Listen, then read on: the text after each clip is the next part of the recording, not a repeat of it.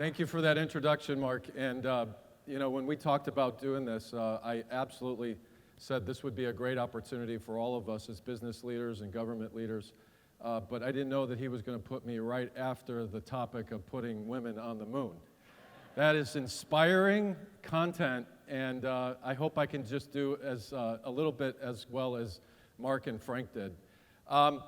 First, I want to say that if you don't know Tech Data, so Tech Data was founded in 1974 by Ed Raymond, our original founder.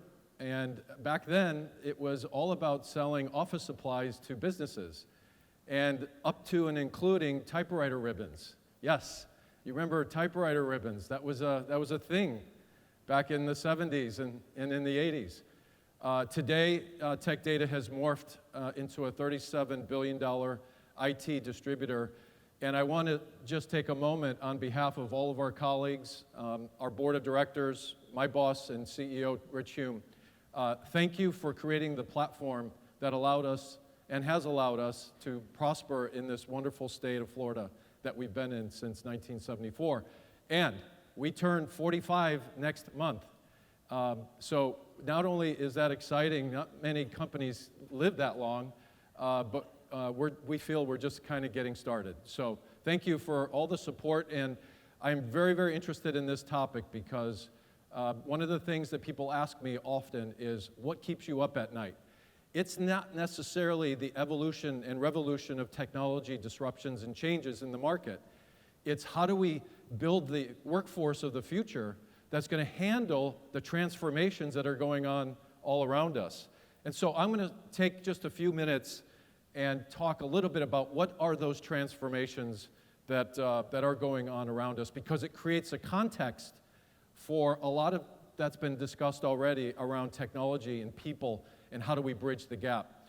100 years ago, it took 30 years to create a market. A market is defined as being able to bring a product or service to the market that will get 25% adoption. 50 years ago, took 25 years. Today, it takes less than 5. And if you think about what happened over 100 years, you started with the Industrial Revolution, then you picked up the hospitality, franchise, and healthcare revolution, and then today we're in the digital revolution. Companies that disrupt everything that we do and give us the opportunity to think differently are the Ubers and the Lyfts and the WeWorks of the world. And these are not hospitality companies. They're not transportation companies. They're technology, digital companies that are disrupting the traditional forms of how we work, play, and live every single day, which is frightening in and of itself. But this is the slide that Deloitte did a number of years ago, actually last year, that is the one that helps me convey the real problem, but also the real opportunity. The skills gap is widening.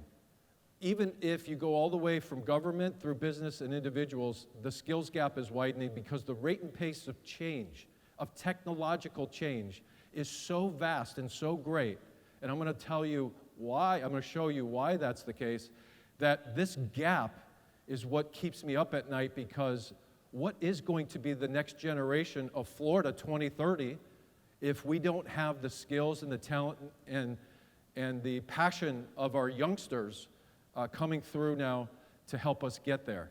And this is our real opportunity right here.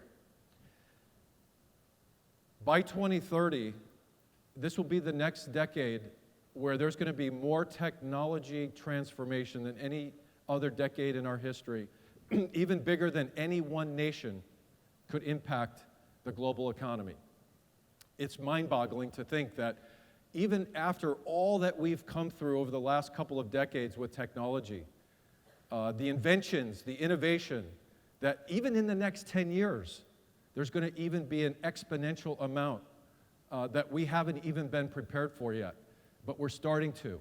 And that's the great thing about where we are in this pendulum of society. Now, certainly there's so many social issues around that, and there's so many great leaders in our technology industry that are working towards incorporating technology in automation and innovation.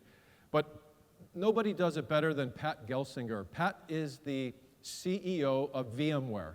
a Dell technology company. Actually, Glassdoor rated him the best CEO in the country. And Pat spent 30-something years at Intel as a developer. He calls these the 4 superpowers: cloud, mobility, IoT, and AI, or advanced analytics and artificial intelligence. These alone by themselves are disruptors and transformers by themselves. But when all put together, it changes the landscape. It changes the game on the things that we think about and how we solve problems. Kevin was earlier talking about the I-95 corridor and the problem that right? I'm actually familiar with it. I don't live down there, but I'm familiar with it. Yeah, you're not going to fix it by expanding the walls. You know who's going to fix it? Millennials and Gen Zs that are going to come through, use these forms of thinking, and figure out how to solve that corridor's traffic problems. That's how that stuff's going to get solved. In fact, I just bought my first pickup truck. I've always wanted a pickup truck, so I bought a GMC, and I love it. It's amazing. In fact, when I veer a little bit out of the lane, it actually nudges me back. You guys probably have cars like this, but here's what's happening in that. Okay, it's using IoT or sensors to figure out that you've just veered a little bit to the left.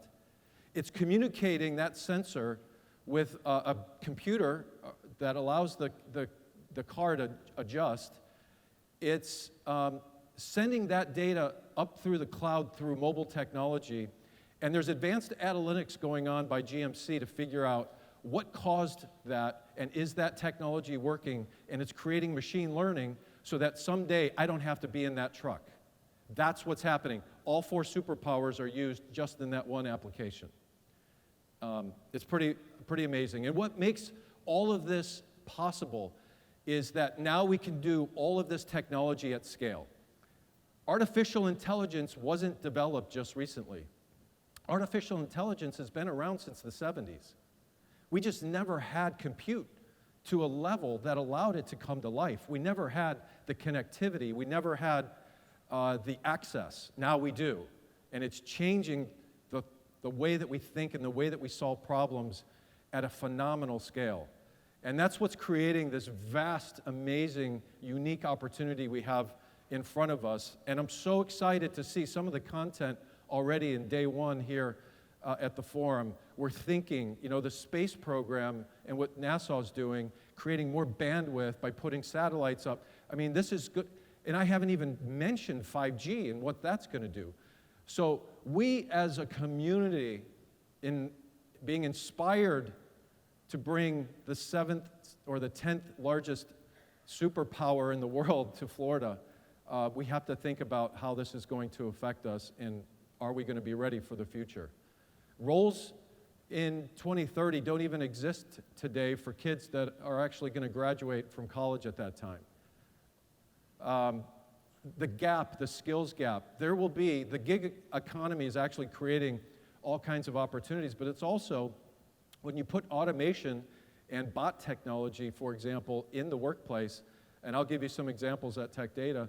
McKinsey did a study, and by 2030, by 15% of the workforce, which would be about 400 million jobs, are going to be eliminated because of automation and because of bot technology. However, about 1 billion jobs will be created as a result of productivity enhancements and infrastructure that's going to be needed, all driven by technology. In the case at Tech Data, we've implemented just this year 120 bots that automate manual workflows and created over 60,000 hours of capacity. This is not a reduction program at Tech Data. This is to create the capacity that allows us to do more things and do them faster and to do them better. So, if that's the context for what we're dealing with, let me tell you a little bit about how Tech Data is working across those paradigm shifts and those evolutions. So we have enjoyed a really great run over the last 45 years. We're number 88 on the Fortune 500.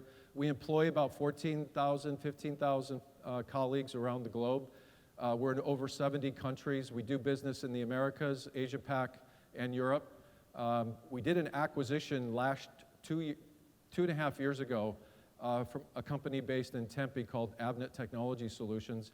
That allowed us to expand in multiple dimensions, that allowed us now to carry forward the organization with more skills than what we had before. It was about a $10 billion acquisition.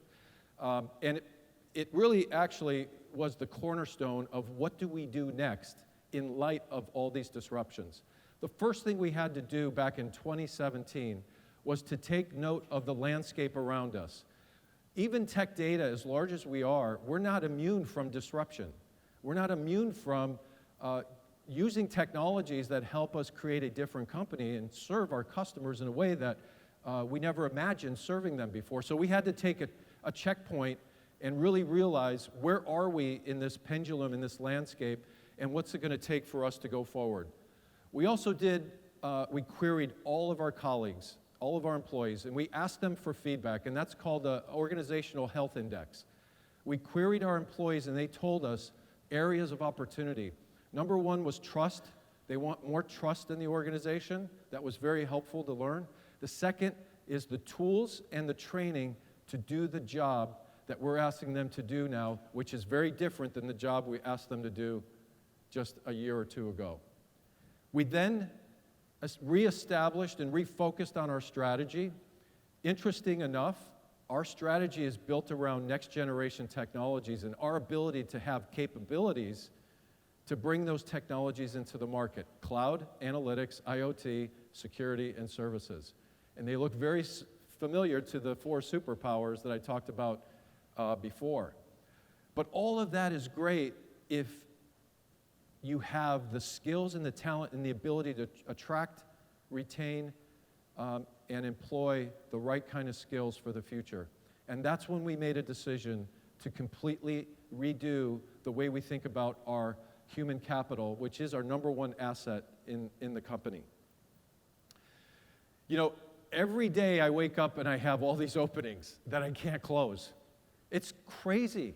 You would think it's actually, there's a war on jobs, obviously, so I do check myself sometimes and realize that it is very difficult to find, attract, and bring people on.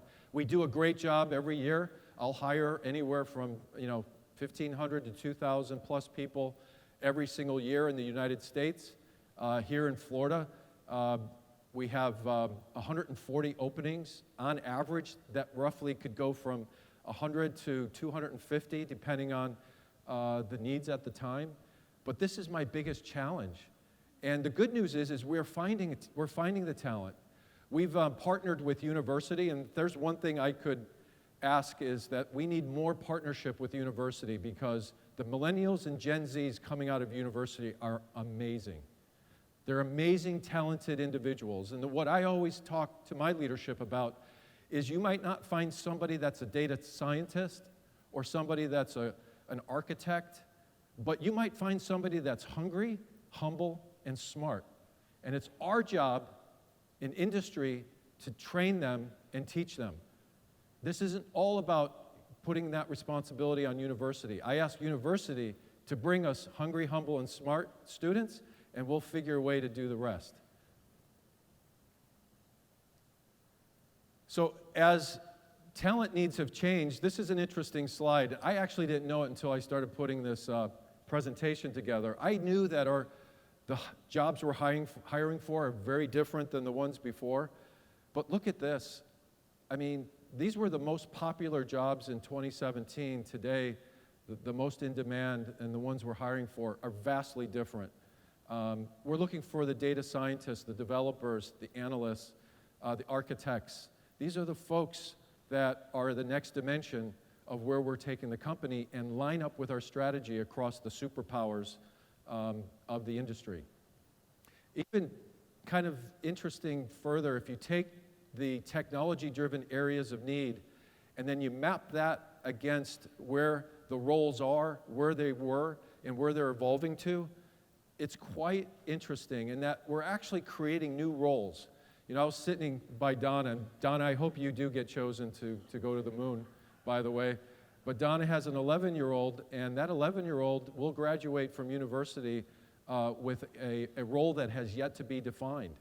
And our job is to continue to evolve these roles.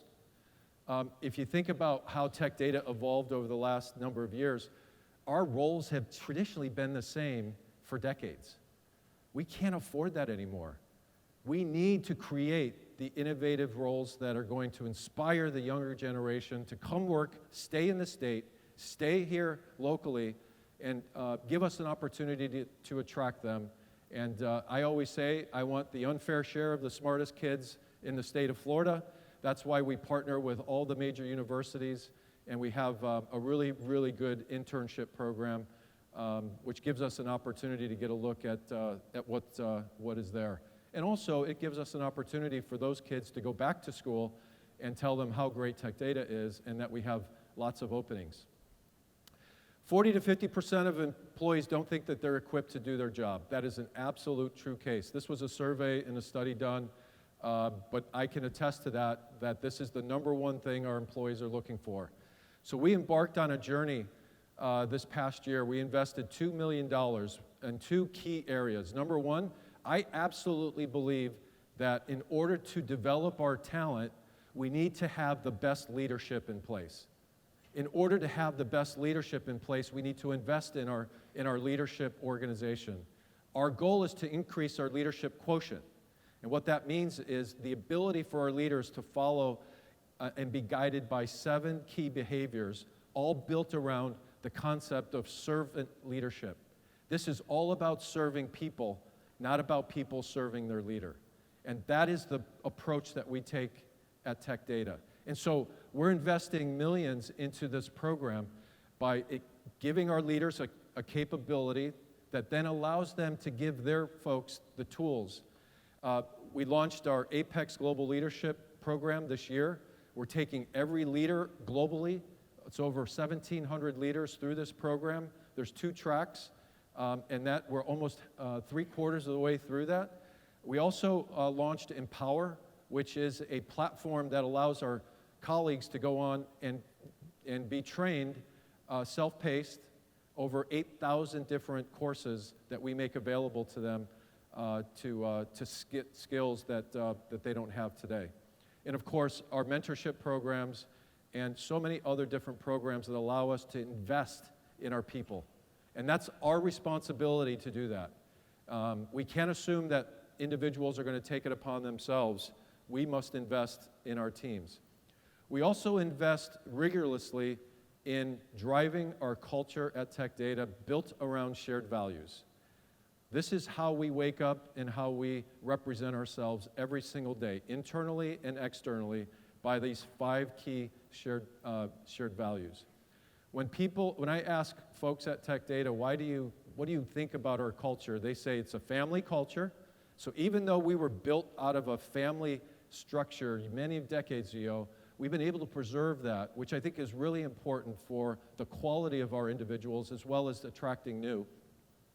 They tell me that it's a giving culture, giving back to the community, which we inspire that we work hard, we play hard, but we also recognize that our success also has to be served back to the community, and that we win.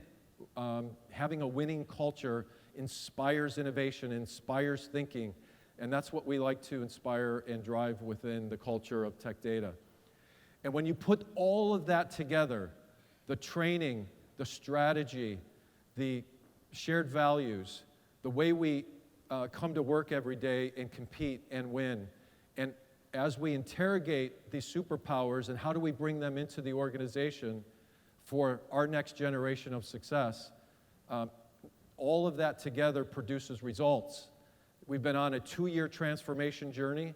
The results have been phenomenal. We think we're only in the early innings if it were to be a baseball game, and you can see some of the statistics, and we're really proud of that. And transforming and recognizing why you have to transform is one thing, but putting money behind it as leaders to inspire our colleagues and to inspire the state of Florida that this is not only the greatest state in the union, it could be even better.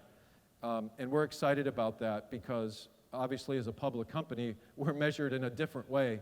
And EPS, earnings per share, translates into stock price, and that has performed really well for our shareholders over the last couple of years. So as I sort of wrap up here, I just want to kind of leave you with some thoughts, and join me in this journey for Florida business with our government leaders in our chamber to be leaders, to step out and to recognize that if we don't lead, people aren't going to follow.